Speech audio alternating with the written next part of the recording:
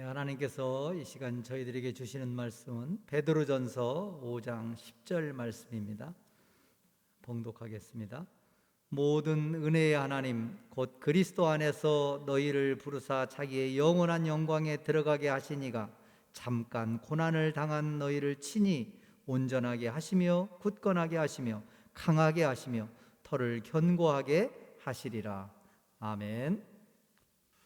이 땅에 태어난 사람은 누구나 고난을 겪으며 삽니다. 욥기 5장 7절의 말씀에 보면은 사람을 고생을 위하여 났으니 불꽃이 위로 날아가는 것 같으니라. 이런 불길, 이 불덩이는 위로 치솟습니다. 이것은 아주 당연한 자연의 이치입니다. 이처럼 인간의 고난이 너무나 당연한 귀결이라고 하는 그런 것입니다. 지금 현재 우리에게 좋은 일이 있어도 그 이후에는 얼마든지 고난이 있을 수 있고 또 지독한 고난이 있어도 그 이후에는 좋은 일이 있습니다. 낮과 밤이 바뀌는 것처럼 좋은 일과 고난은 서로 바뀌면서 우리 인생에 찾아옵니다. 전도서에 보면은 곤고한 날과 형통한 날을 하나님이 병행하게 했다. 어느 누구든지 형통한 날만 있는 것도 아니고 곤고한 날만 있는 것도 아닙니다. 곤고한 날, 형통한 날, 좋은 날과 또 좋지 않은 날, 이 두 가지를 하나님이 병행하게 하셨다. 자, 그러므로 이 고난에 대한 태도가 문제이지, 고난이 오는 것은 우리 힘으로 어찌할 도리가 없습니다. 누구나 다 당하는 것이기 때문입니다. 자, 그렇다면 고난을 당할 때 우리는 어떠한 태도를 가져야 할까요? 자, 우리 중에는 고난이 걸림돌이 되는 사람이 있고 또한 어떤 사람은 이 고난이 디딤돌이 되는 사람이 있습니다. 고난을 잘못 대해서 오히려 그것 때문에 걸림돌이 되어져서 무거운 짐이 돼서 어려운 낭패를 보는 사람이 있고 또 어떤 사람은 이 고난을 아주 긍정적으로 바라보고 믿음으로 반응해서 좋은 태도를 보임으로 디딤돌이 되어지고 큰 힘이 되고 또 천하의복이 되는 것을 얼마나인지 볼 수가 있습니다. 고난을 겪지 않고 인생을 사는 사람은 세상에 없습니다. 우리 모두 이미 살아오는 과정에서 크고 작은 고난을 다 겪어보았을 것입니다. 고난으로 인해 삶이 파괴되기도 하지만 고난을 잘 이겨내고 고난보다 더 큰 복을 받는 사람이 얼마든지 있습니다. 고난에 대한 우리의 태도는 여러 가지 모습으로 나타납니다.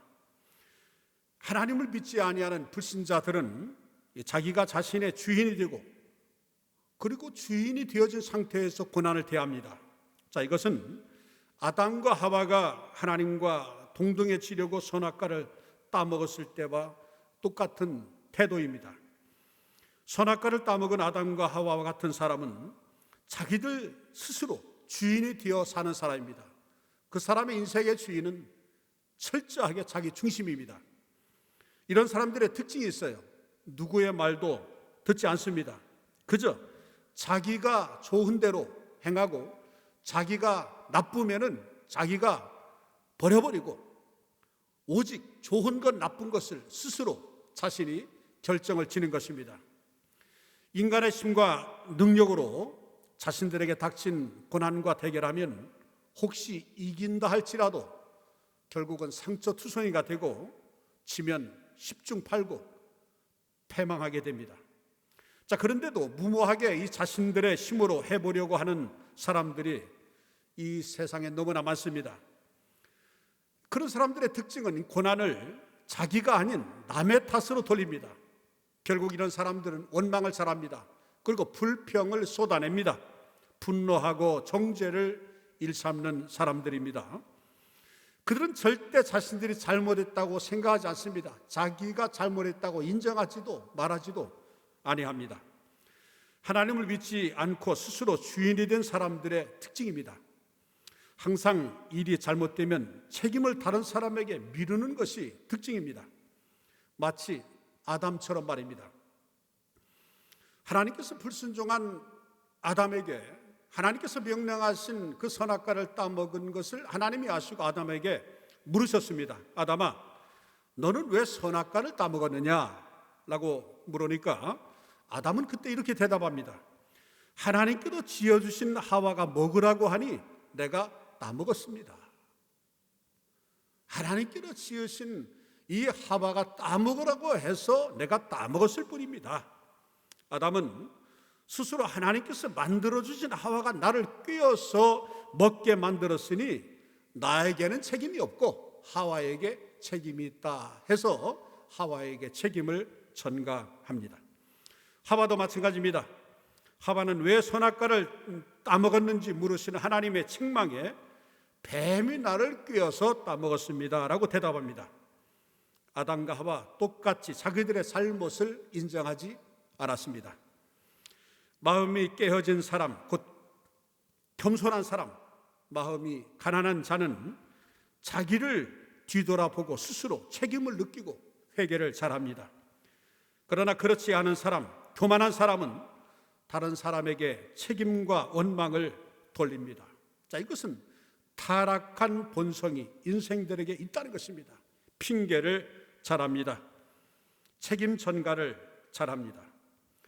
그러므로 우리는 고난이 다가올 때 그 고난이 바로 우리 자신 때문에 다가오지 않았는지 깊이 성찰하고 살펴보아야 합니다.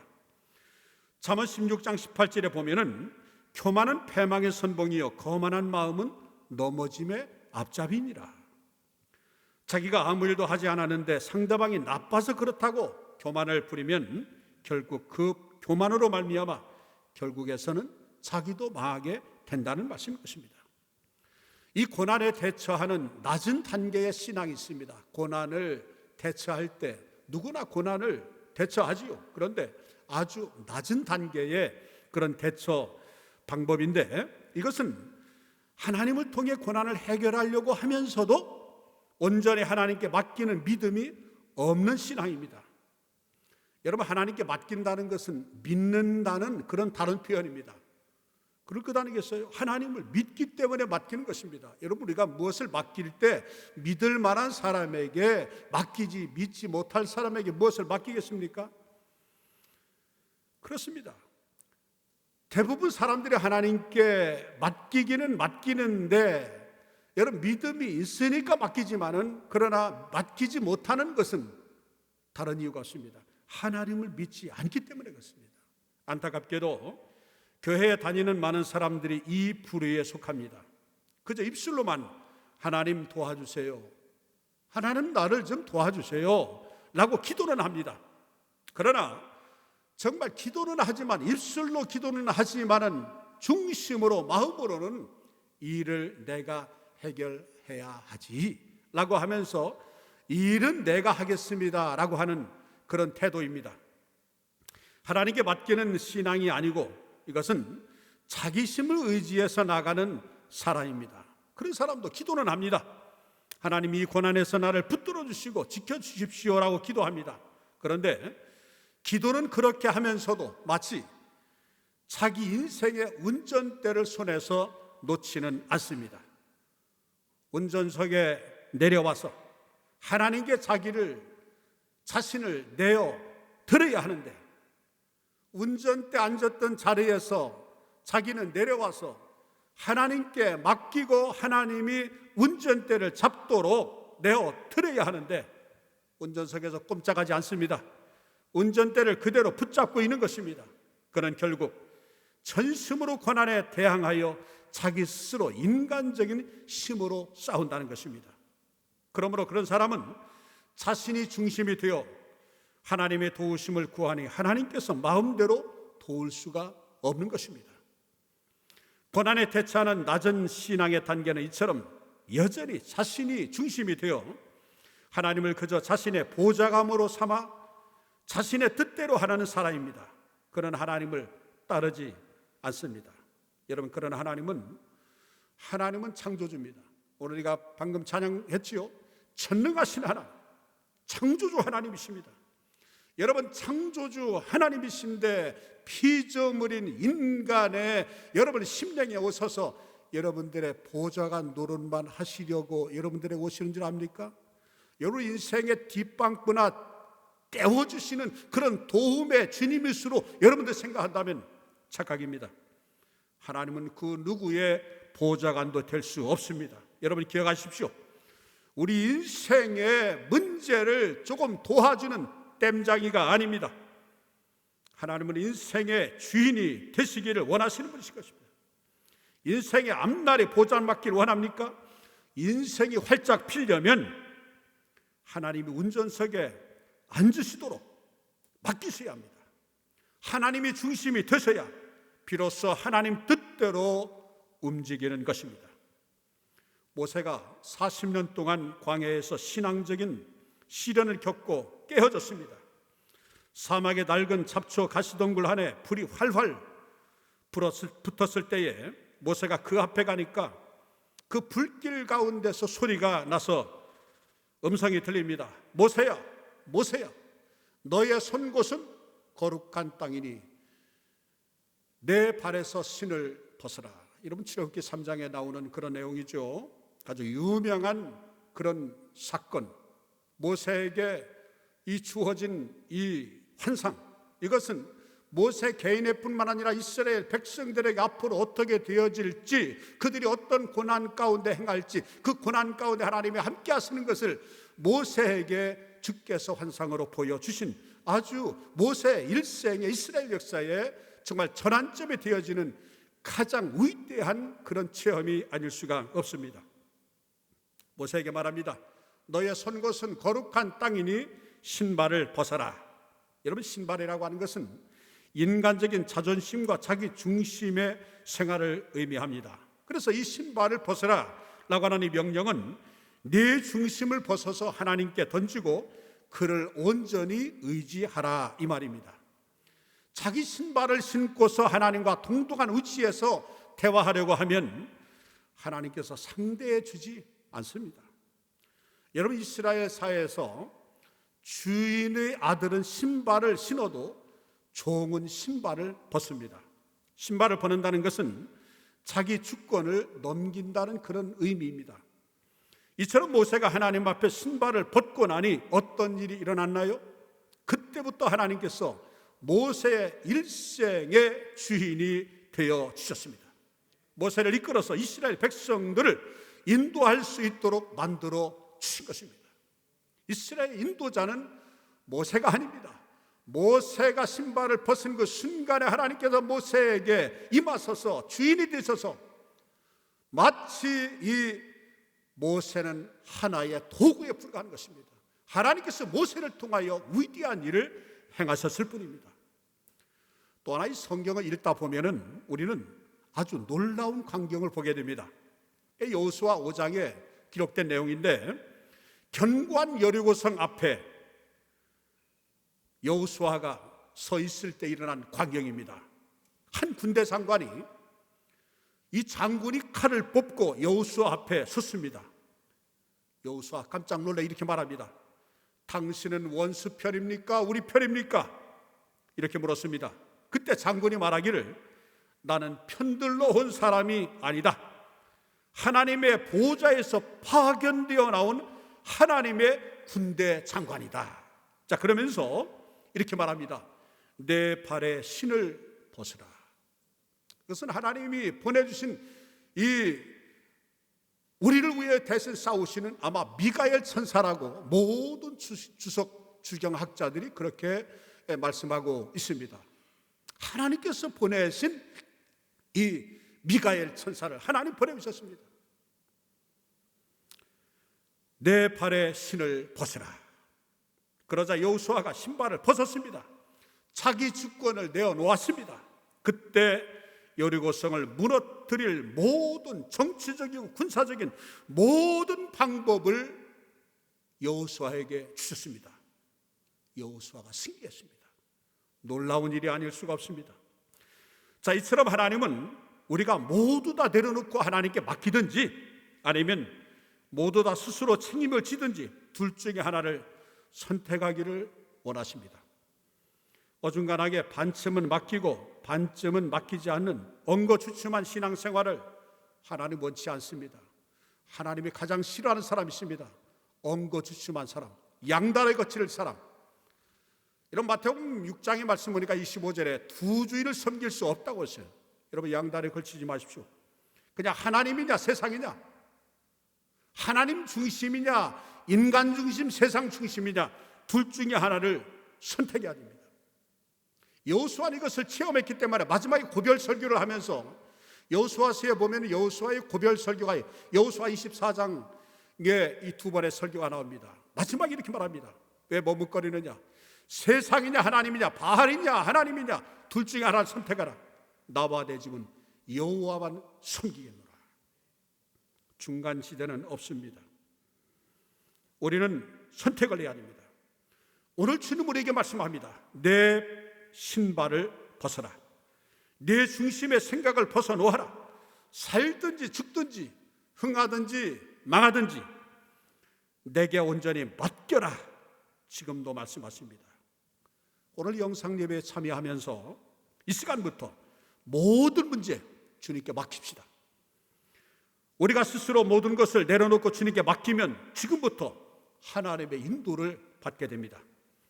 그러나 아직도 하나님, 내가 알아서 할 테니 그저 도와주십시오라고 고집을 부리면, 나는 너의 보좌관으로 오지 않았어. 네 마음대로 해라. 내가 충분히 깨어졌을 때 다시 오마라고 말씀하시고 떠나실지 모릅니다.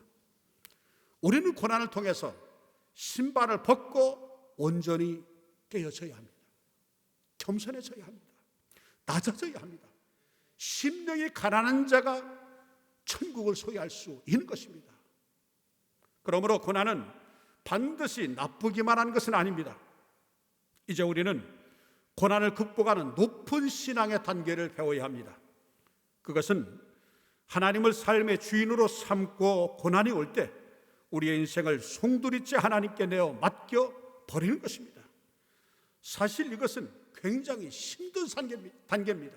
아주 쉬울 것 같지만은 정말 어렵습니다. 예를 들어서 물에 빠졌을 때, 물에 빠진 사람이 물에 전적으로 자신을 내어 맡기면 물에 떠서 살 수 있습니다. 이처럼 우리도 고난의 바다에서 살든지 죽든지 흥하든지 쇠하든지 하나님께 모두 맡겨 버려야 합니다. 그렇게 맡겨버리면 주님께로 책임져주십니다. 베드로서 5장 7절의 말씀에 보면은 너희 염려를 다 주께 맡기라. 이는 그가 너희를, 이전 개혁 성경에는 권고하심이라고 되어 있고 개혁 개정판에는 돌보심이라 이렇게 말씀했어요. 이 말씀을 헬라 원문에 보니까 너의 짐을, 여러분 짐이라는 말은 염려, 짐, 근심, 걱정 모든 일입니다. 행사라는 말과 짐이라는 말은 똑같은 것입니다. 우리의 모든 일을 주께 던져버리라, 맡겨버리라. 이는 저간을 권고하심이라, 돌보심이라, 이 말은 원래 해석은 맡긴 그것을 내가 대신 책임져 주겠다는 것입니다. 하나님은 맡긴 것만 주님이 돌보아 주시고 책임져 주십니다. 그런데 이것은 절대 쉽지 않습니다. 마음에 엄청난 결단이 필요합니다. 그런 각오를 하고 하나님 앞에 인생을 맡겨 온전히 고난을 극복할 수 있는 것입니다. 히브리서 2장 18절의 말씀에 보면은 그가 시험을 받아 고난을 당하셨은즉 시험 받는 자들을 능히 도우실 수 있느니라. 할렐루야. 시험 받는 사람은 능히 도울 수 있습니다. 능히 도울 수 있는 전지전능하신 하나님께 맡겨야 하는 것입니다. 먼저 자신의 생명을 내놓은 예수님이시기 때문에 우리가 고난을 당했을 때 주님께 도움을 구하면 우리 자신을 내놓을 수 있도록 힘을 주신다는 말입니다. 이어서 베드로서 4장 19절의 말씀에 보면은 그러므로 하나님의 뜻대로 고난을 받은 자들은 또한 선을 행하는 가운데에 그 영혼을 미쁘신 창조주께 의탁할지어다. 한 절 더 볼까요? 시편 55편 22절에 보면은 내 짐을 여호와께 맡기라. 그가 너를 붙드시고 의인의 효동함을 영원히 허락하지 아니하시리로다. 무거운 짐을 주님께 맡겨놓으십시오. 전적으로 하나님만 의지하십시오. 여러분, 예수님께는 마태복음 11장 28절에 수고하고 무거운 짐진 자라 다 내게로 오라. 그냥 가면 되는 겁니다. 맡기면 되는 것입니다. 내가 너희를 쉬게 하리라. 쉬게 하실 수 있는, 마음의 무거운 짐을 해결해 줄 수 있는, 우리의 인생과 모든 문제를 해결할 수 있는 해결자이신 전능하신 하나님께 맡기십시오. 주님이 쉬게 하시고 주님이 해결하시면 우리는 해결받는 것입니다. 사실 우리는 맡은 것을 책임지지 못할 때가 너무나 많습니다. 그러나 하나님께 일단 맡기면 하나님은 온전히 책임져 주십니다. 우리가 믿음으로 하나님을 바라보며 맡겨드릴 때 하나님은 온전히 책임져 주시는 것입니다. 그분은 창조주 하나님이십니다. 그래서 창세기 1장 1절에 태초에 하나님이 천지를 창조하셨느니라.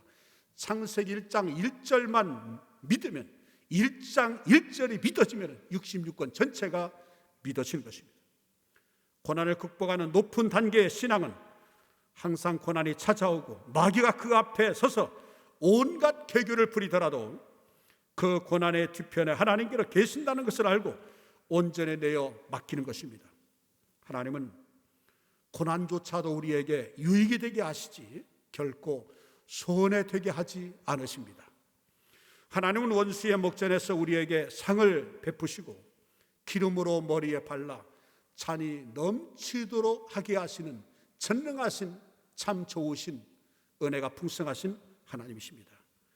그러므로 고난이 다가오면 눈앞에 고난과 마귀만 보지 말고, 물론 고난이 닥쳐올 때 눈앞에는 고난이 아른거리고 더 어려움이 있지 않을까라고 하는 불길한 예감이 들고 마귀만 보이지만, 그러나 영적으로 한번 바라보십시오.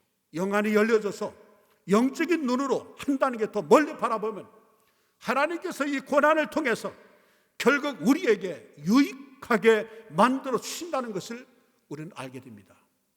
욥은 그것을 보았습니다. 그래서 육체 밖에서 내가 주님을 보리라.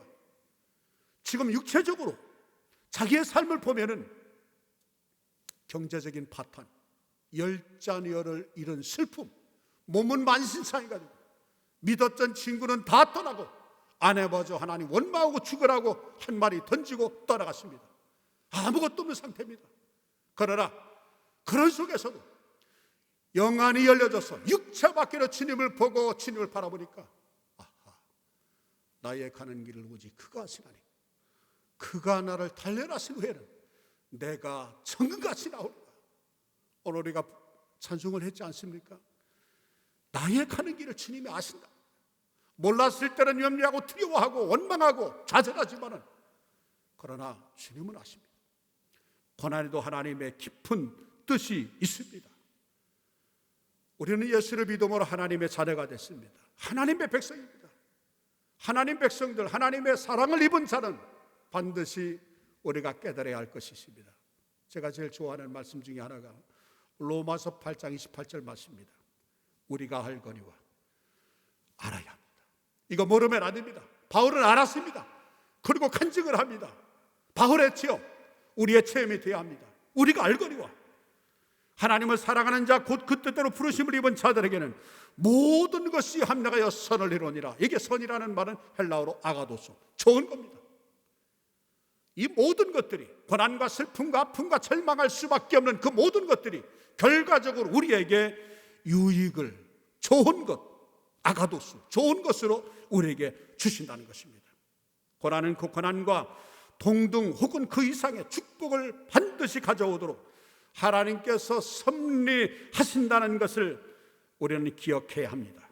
고난이 크면 그만큼 하나님의 영광이 크게 다가올 것이고, 고난이 작으면 그만큼 작게 하나님의 은총이 다가오는 것입니다. 고난은 하나님을 의지하는 사람에게는 무의미하게 왔다가 그냥 지나가지 않습니다. 고난은 겉으로 볼 때는 굉장한 손해를 보는 것 같지만 하나님을 의지하고 보다 높이 멀리 바라보면 굉장한 유익으로 변화될 수 있습니다. 바울은 이렇게 고백합니다. 고린도 후서 12장 7절로 9절의 말씀 보면 우리 같이 읽어볼까요? 여러 계시를 받은 것이 지극히 크고 너무 자만하지 않게 하시려고 내 육체에 가시고 사단의 사자를 주셨으니 이는 나를 쳐서 너무 자만하지 않게 하려 하심이라. 이것이 내게로 떠나가게 하기 위하여 내가 3번 주께 간구하였더니 나에게 이르시기를 내 은혜가 내게 족하도다.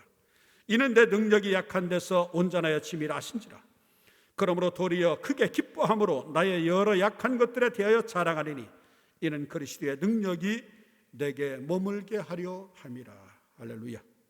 바울은 큰 은혜를 입은 자신이 혹시라도 교만해질까 봐 하나님께서 육신의 질병을 허락해 주셨다라고 생각을 합니다.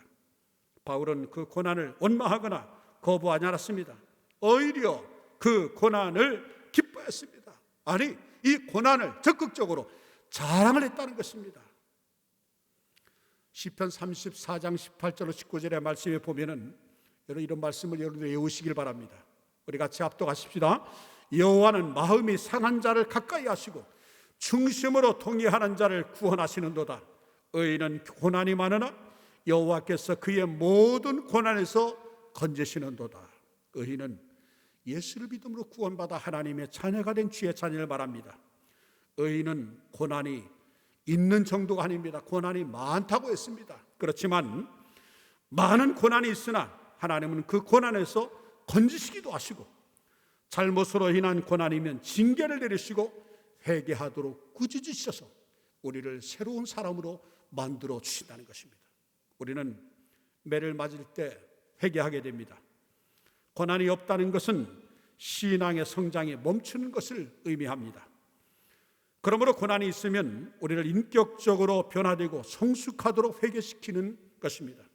그러므로 오히려 고난을 통해 성장하게 되는 것을 기쁘게 생각해야 합니다.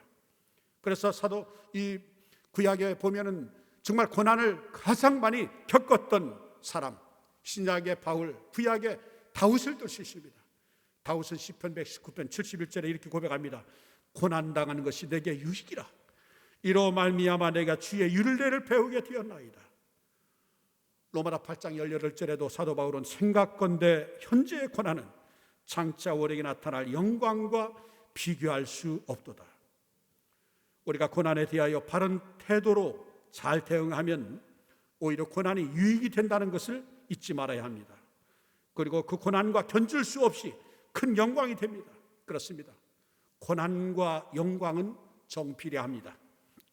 고난이 없으면 영광이 없습니다. 고난이 있으면 영광도 있습니다. 고난이 크면은 영광도 큽니다. 그러므로 우리는 고난에 대해 긍정적인 태도를 가져야 합니다. 주님이 함께 하시면 고난이 오히려 유익이 되기 때문입니다. 그러므로 좋은 일이 다가오면 즐거워하며 하나님께 감사하면 되는 것입니다. 그리고 고난이 다가오면 하나님께 엎드려 이 고난이 결국에는 유익이 될 것을 믿고 하나님께 기도하는 것입니다. 간단한 겁니다. 고난이 올 때는 이 고난이 어디에서 왔는가 한번 생각해 보세요. 생각해 보세요. 제가 좋아하는 귀절 중에 전도서 7장 14절에 보면은 형통한 날에는 생각하라는 것은 형통한 날에 기뻐하라는 것은 그냥 감사하라는 것입니다. 하나님을 찬양하라는 것입니다. 교만하지 말라는 것입니다. 그리고 곤고한 날에는 되돌아보라, 반성하라는 것입니다. 이 두 가지를 하나님께서 병행하게 하셨다. 사람으로 그의 장래일을 헤아려 알지 못하게 하시느니라 성경 말씀합니다. 이 두 가지가 병행입니다. 곤고한 날과 형통한 날, 형통한 날과 곤고한 날. 형통한 날, 좋은 일 있을 때는 교만하면 안 됩니다. 나의 의로운 결과도 아닙니다. 나의 덕도 아닙니다. 누구의 덕택도 아닙니다. 하나님의 은혜입니다. 이 모든 은혜, 나의 나된 것은 하나님의 은혜라. 형통한 날은 기뻐 하나님께 감사 찬양하고 영광 올려드리고, 곤고한 날에는 자신을 돌아보고 기도하면은 오히려 화가 변하여 복이 되어지고 우리에게 유익이 되는 것입니다. 고린도후서 4장 16절 18절에 보면은 그러므로 우리가 낙심하지 아니하노니 우리의 겉사람은 낡아지나 우리의 속사람은 날로 새로워지도다. 우리가 잠시 받는 환난에 경한 것이 지극히 크고 영원한 영광에 충한 것을 우리에게 이루게 함이니 우리가 주목하는 것은 보이는 것이 아니요 보이지 않는 것이니 보이는 것은 잠깐이요 보이지 않는 것은 영원함이니라. 그렇습니다. 보이는 것은, 이 보이는 세상은 조금 있으면 다 지나가지만 보이지 않는 하나님의 말씀은 영원히 계속된다는 것입니다. 오늘 본문 말씀을 우리 함께 읽어볼까요? 베드로전서 5장 10절 말씀. 모든 은혜의 하나님 곧 그리스도 안에서 너희를 부르사 자기의 영원한 영광에 들어가게 하시니가 잠깐 고난을 당한 너희를 친히 온전하게 하시며 굳건하게 하시며 강하게 하시며 터를 견고하게 하시리라. 할렐루야. 이처럼 하나님께서 고난을 통해서 우리를 온전하게 만드시고 굳건하게 만드시고 강하게 만드시고 견고하게 만드셔서 모든 일에 잘 되는 사람으로 만들어 주십니다. 결국 우리는 좋은 일은 좋아서 좋고 나쁜 일은 좋게 만들어 줄 것이니 이 또한 감사하고 좋을 일입니다. 우리가 해야 할 일은 하나님께 감사와 찬양을 드리는 일입니다. 그 마음을 갖게 되면 하나님은 우리를 크게 기뻐하시고 우리에게 더 큰 상을 내려주실 것입니다. 말씀을 맺습니다.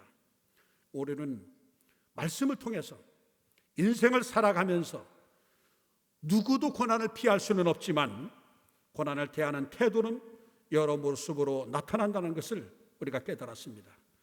고난에 어떤 태도를 갖느냐에 따라서 크게 유익이 되고 그리고 훈련이 되기도 하지만 심신의 깊은 상처를 입게 되기도 합니다. 고난에 감사할 땐 약이 되지만 고난에 그저 불평할 땐 독이 되기도 합니다. 하나님께서는 좋은 것을 주시기 위해 고난의 과정을 겪게 하셔서 인격적으로 연단하시고 때로는 징계도 하시고 강하고 견고하게 만들어 주십니다. 그래서 C.S. 루이스는 이렇게 말합니다. 고난은 편장된 축복이다. 고난은 편장된 축복이다. 그러므로 이제부터 어떤 고난도 여러분 두려워하지 마십시오. 하나님께서는 고난을 통해 우리를 더 좋게 만들어 주시는 참으로 좋으신 하나님이십니다. 우리에게 주시는 고난이 더 좋은 것을 주시기 위한 큰 유익임을 깨닫고 날마다 믿음으로서는 우리 감사가 넘치는 게 원성들 되고 화가 번하여 복이 되고 고난을 통하여 연단을 받고 온전한 사람이 돼서 주님의 영광을 위해서 하나님 나라를 위해서 귀하게 멋지게 크게 쓰임받는 여러분 모두 되어지기를 주의 이름으로 축원합니다. 기도하겠습니다. 우리 인간은 그 누구도 고난으로부터 자유로울 수 없다는 것을 깨달았습니다. 그러나 고난에 대한 우리의 태도가 그 고난을 복으로 바꿀 수도 있고 저주로 바꿀 수도 있다는 사실 또한 알게 하시니 감사합니다. 우리의 고난이 더 이상 우리를 넘어뜨리는 걸림돌이 아니라 우리를 더욱 든든히 세워주고 더 높은 곳으로 올라가게 하는 디딤돌이 되도록 우리를 인도하여 주실 것이니 감사합니다. 날마다 하나님께 내어드리는 마음과 하나님께 맡겨드리는 믿음을 가지고 하나님께 감사하며 살기를 소망합니다. 연약한 우리들 홀로 가게 마시고 주님이 우리의 인생의 주인이 되어주셔서 도우시는 주님으로 힘을 얻어 날마다 승리케 하옵소서.